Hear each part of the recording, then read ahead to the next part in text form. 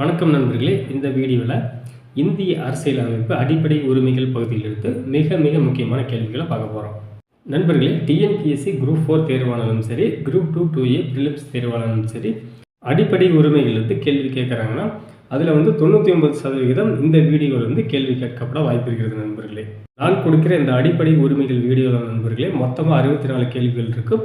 இந்த வீடியோ 2 பகுதிகளாக பார்க்கலாம். முதல் பகுதியில் 32 கேள்விகளும், இரண்டாவது பகுதியில் 32 கேள்விகளும் பார்க்கலாம். ஏன்னா அதிக நேரம் பார்க்கும்போது கவனச்சிதறல் ஆகுன்னு நான் தனித்தனி வீடியோவாக வெளியிடுகிறேன். நண்பர்களே, தமிழுக்கு திருக்குறள் பகுதிக்கு ஒரு நல்ல பிடிஎஃப் வேணுங்கிறவங்க டிஸ்கிரிப்ஷனில் அதுக்கான வழிமுறைகள் இருக்குது. நீங்கள் அதை பின்பற்றி வாங்கிக்கலாம். நண்பர்களே, நீங்கள் சேனல் மெம்பராக ஜாயின் பண்ணும்போது எந்தெந்த வீடியோ வெளியிடுகிறேனோ எந்தெந்த வீடியோக்களுக்கு பிடிஎஃப் அவைலபிளாக இருக்குமோ அந்த பிடிஎஃப் உங்களுக்கு அனுப்பி வைக்கப்படும். சேனல் மெம்பராக ஜாயின் பண்ண விரும்புகிறவங்க ஜாயின் பட்டனை கிளிக் பண்ணி நீங்கள் ஜாயின் பண்ணிக்கலாம். நம்ம கேள்விக்குள்ளே போவோம்.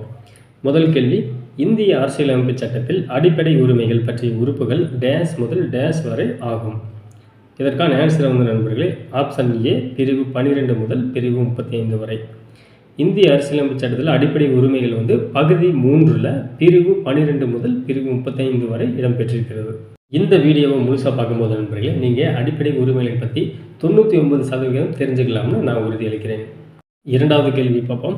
அடிப்படை உரிமைகள் பகுதி எந்த நாட்டின் அரசியலமைப்பு சட்டத்திலிருந்து எடுக்கப்பட்டது? ரொம்ப ரொம்ப முக்கியமான கேள்வி நண்பர்களே. எந்த நாடுனா அமெரிக்க ஐக்கிய நாடுகள். நேரம் அதிகமாக எடுத்துக்கும் அப்படிங்கிறதுனால அதிகமாக விளக்காமல் நம்ம கேள்வி மட்டும் பார்ப்போம். மூன்றாவது கேள்வி, அடிப்படை உரிமைகள் அரசு அதிகாரத்தை கட்டுப்படுத்துவதால் அரசு எது என வரையறுக்கும் பிரிவு எது? அடிப்படை உரிமைகள் அரசு அதிகாரத்தை எப்படி கட்டுப்படுத்துதுன்னா, நம்ம அரசையே விமர்சிக்கலாம், ஆனால் அரசை கேள்வி கேட்க முடியாது. அதையும் மீறி அரசானது தவறான அதிகாரத்தை பயன்படுத்தி நம்மளை கைது செஞ்சால் நம்ம நீதிமன்றத்தை நாடி நம்ம தீர்வு பெற்றுக்கலாம். அதனால தான் இந்த பிரிவு அரசு அப்படிங்கிறது என்ன, மத்திய அரசா மாநில அரசா அப்படிங்கிறது வரையறுக்கிறது. எந்த பிரிவுன்னு பார்த்தோம்னா பிரிவு 12, ஆப்ஷன் ஏ. நான்காவது கேள்வி, அடிப்படை உரிமைகளுக்கு எதிரான சட்டங்கள் செல்லாதது என குறிப்பிடும் சட்டப்பிரிவு எது? எது அப்படின்னு பார்த்தோம்னா ஆப்ஷன் பி பிரிவு 13 ஆகும். அதாவது ஒரு மத்திய அரசாங்கம் ஒரு சட்டம் இயற்றுச்சுன்னா அந்த சட்டம் அடிப்படை உரிமைகளுக்கு எதிராக இருந்துச்சுன்னா அது ஆட்டோமேட்டிக்காக செல்லாமல் போயிடும். அந்த அதிகாரத்தை தான் பிரிவு 13 வருது. அதையும் மீறி அரசு செயல்படுத்த முயன்றுச்சுன்னா உச்சநீதிமன்றம் அதை தடை விதிக்கும். ஐந்தாவது கேள்வி, நமது அரசியலமைப்பு சட்டம் நடைமுறைக்கு வந்தபோது மொத்தம் எத்தனை அடிப்படை உரிமைகள் இருந்தன? முக்கியமான கேள்வி. எத்தனைனா 7 அடிப்படை உரிமைகள் இருந்தன நண்பர்களே. 1978ஆம் ஆண்டு சொத்துரிமை நீக்கப்பட்டது. இப்போ 6 அடிப்படை உரிமைகள் இருக்கின்றன. ஆன்சர் ஆப்ஷன் பி 7 ஆகும். ஆறாவது கேள்வி, தற்போது அரசியலமைப்பு சட்டத்தில் எத்தனை அடிப்படை உரிமைகள் உள்ளன? ஆன்சர் நம்ம பார்த்துருப்போம் முன்னாடியே. Answer option A 6. 6 அடிப்படை உரிமைகள் இருக்கின்றன நண்பர்களே. என்னென்ன உரிமைனா சமத்துவ உரிமை, சுதந்திர உரிமை, சுரண்டலுக்கு எதிரான உரிமை, சமய சுதந்திர உரிமை, கலாச்சார மற்றும் கல்வி உரிமைகள். அப்புறம் 6வதாக அரசியலமைப்புக்கு உட்பட்டு நமக்கு நம்மளுடைய பிரச்சனைகளை தீர்வு காணும் உரிமை. 7வது கேள்வி, சமத்துவ உரிமையை விவரிக்கும் உறுப்புகள் யாவை? எதுனா ஆப்ஷன் ஏ பிரிவு 14 முதல் 18 வரை. இந்த மாதிரியும் எக்ஸாம்பிள் கேள்வி கேட்கலாம் நண்பர்களே. இப்போ அடுத்த கேள்வி பார்ப்போம். 8வது கேள்வி, அடிப்படை உரிமைகளில் சுதந்திர உரிமைகள் தொடர்பான உறுப்புகள் யாவை? எதுனா ஆப்ஷன் பி பிரிவு 19 முதல் 22 வரை 4 சுதந்திர உரிமைகள் உள்ளன. அது என்னன்னு அடுத்தடுத்த கேள்வி பார்க்கும்போது நம்ம தெரிஞ்சுக்கலாம். 9வது கேள்வி, சமய சுதந்திர உரிமைகளை விவரிக்கும் உறுப்புகள் யாவை? அதாவது சமய உரிமைகள் எதுன்னு பார்த்தோம்னா ஆப்ஷன் டி 25 முதல் 28 வரை. 10வது கேள்வி, சுரண்டலுக்கு எதிரான உரிமைகளை விளக்கும் பிரிவுகள் எவை? எது அப்படின்னா ஆன்சர் ஆப்ஷன் சி பிரிவு 23 மற்றும் 24. 11வது கேள்வி, கலாச்சாரம் மற்றும் கல்வி உரிமைகளை வழங்கும் பிரிவுகள் எது? ஆன்சர் ஆப்ஷன் சி பிரிவு 29 மற்றும் பிரிவு 30 ஆகும். 12வது கேள்வி, சட்டப்பிரிவு 31இல் இடம்பெற்றிருந்த உரிமை எது? ஆன்சர் ஆப்ஷன் சி சொத்துரிமை. இது 1978ஆம் ஆண்டு சாதாரண சட்ட உரிமையாக்கப்பட்டது. அடிப்படை உரிமையிலிருந்து நீக்கப்பட்டது. 13வது கேள்வி, பொதுமக்கள் தங்கள் அடிப்படை உரிமைகள் பாதிக்கப்படும் போது அரசியலமைப்பு சட்டத்தின்படி தீர்வு காணும் உரிமையை வழங்கும் சட்டப்பிரிவு எது? ஆன்சர் ஆப்ஷன் சி 32 நண்பர்களே.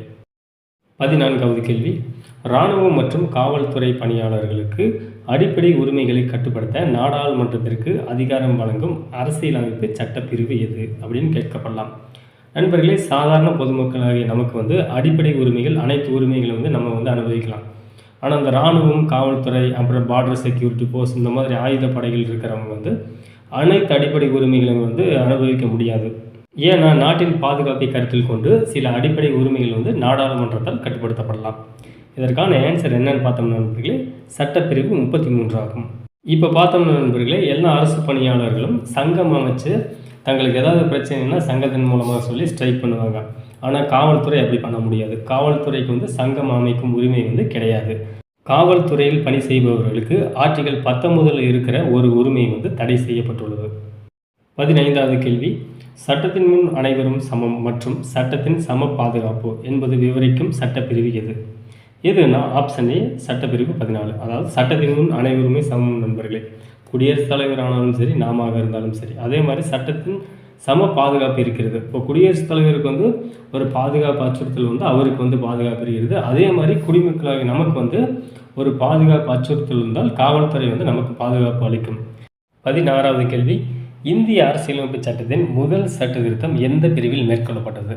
கீழே வந்து 4 ஆப்ஷன்கள் கொடுத்துருக்குறாங்க. ஆன்சர் வந்து ஆப்ஷன் பி நண்பர்களே, சட்டப்பிரிவு 15.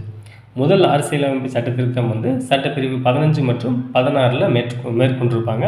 இங்கே வந்து சட்டப்பிரிவு 15 மட்டும் கொடுத்துருக்கனால ஆப்ஷன் பி வந்து சரியானது. 17வது கேள்வி, தீண்டாமை ஒழிப்பு பற்றிய சட்டப்பிரிவு எது? எதுனா சட்டப்பிரிவு 17. ஆப்ஷன் சி சரியான விடை. 18வது கேள்வி, பாகுபாடுகளுக்கு எதிரான உரிமை, அதாவது ரைட் அகைன்ஸ்ட் டிஸ்கிரிமினேஷன் அப்படிம்பாங்க, என்பதை விளக்கும் சட்டப்பிரிவு எது? ஆன்சர் வந்து ஆப்ஷன் பி சட்டப்பிரிவு 15 நண்பர்களே. அதாவது சட்டப்பிரிவு 15 என்ன சொல்லுதுன்னா, ஜாதி, மதம், இனம், பாலினம், பிறப்பிடம் ஆகிய அடிப்படையில் வந்து மக்கள் வேறுபடுத்துவதை வந்து அந்த சட்டப்பிரிவு தடை செய்கிறது. 19வது கேள்வி, பட்டங்கள் துறப்பது தொடர்பான சட்டப்பிரிவு எது? ஆன்சர் வந்து ஆப்ஷன் டி சட்டப்பிரிவு 18. நண்பர்களே, பாரத ரத்னா, பத்ம பூஷன் இந்த மாதிரி பத்ம விருதுகள் மற்றும் பெரிய பெரிய விருதுகள்லாம் நண்பர்களே இந்த சட்டப்பிரிவின்படி தான் வழங்கப்படுகிறது. இந்த சட்டப்பிரிவு 18 என்ன சொல்லுதுன்னு பார்த்தீங்கன்னா, இந்த பட்டங்களை வந்து லாப நோக்கத்திற்காக பயன்படுத்தக்கூடாது அப்படின்னு சொல்லுது. 20வது கேள்வி, அரசு வேலை வாய்ப்புகளில் அனைவருக்கும் சம வாய்ப்பு வழங்கப்படுவதை உறுதி செய்யும் சட்டப்பிரிவு எது? 14, 15, 16, 18. ஆன்சர் வந்து ஆப்ஷன் சி நண்பர்களே, சட்டப்பிரிவு 16. 21வது கேள்வி, அரசு பணிகளில் சமூக மற்றும் கல்வியில் பின்தங்கியவர்களுக்கான இடஒதுக்கீடு இந்த சட்டப்பிரிவின்படி வழங்கப்படுகிறது. நண்பர்களே, அரசு பணி அப்படின்னு வந்துட்டாலே அரசு பணி எந்த சட்டப்பிரிவு வழங்குதுன்னா சட்டப்பிரிவு 16. அப்போ அரசு பணியில் வந்துட்டாலே நம்ம சட்டப்பிரிவு 16 தான் நம்ம எடுத்துக்கணும்.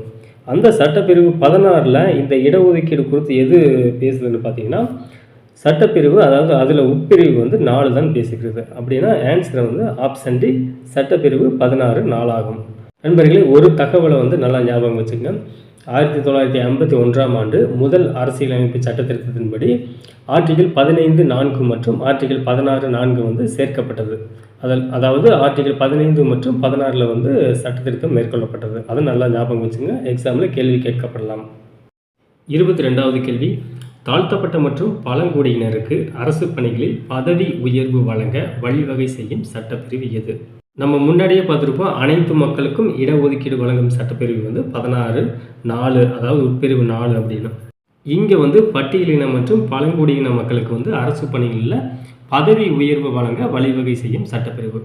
ஏன் இந்த சட்டத்தை ஏற்றினாங்கன்னு பார்த்தோம்னா நண்பர்களே, ஏன்னா அரசாங்கத்தில் வந்து உயர் சாதியினரும் அப்புறம் பிற்படுத்தப்பட்ட சாதியினரும் அதிகமாக இருப்பாங்கன்னு நமக்கு தெரியும். நம்ம சமுதாயம் தான் சாதியினால் கட்டமைக்கப்பட்டிருக்கிறதுன்னு நம்ம அறிந்ததே. அதனால தான் வந்து தாழ்த்தப்பட்ட மக்கள் வந்து பதவி உயர்வு அவங்க பெறுவதை வந்து அவர்களுக்கு மேல் சாதியினர் வந்து தடையாக இருந்துள்ளனர். அதனால தான் இவங்களுக்கு உதவும் வகையில் வந்து இந்த சட்ட திருத்தம் வந்து மேற்கொள்ளப்பட்டது. இந்த கேள்விக்கான விடை நண்பர்களே, ஆப்ஷன் பி சட்டப்பிரிவு 16(4)(a) ஆகும். இந்த பிரிவு வந்து எப்போ சேர்த்தாங்கன்னா 1995ஆம் ஆண்டு 77வது அரசியலமைப்பு சட்ட திருத்தத்தின் மூலம் சேர்த்தாங்க.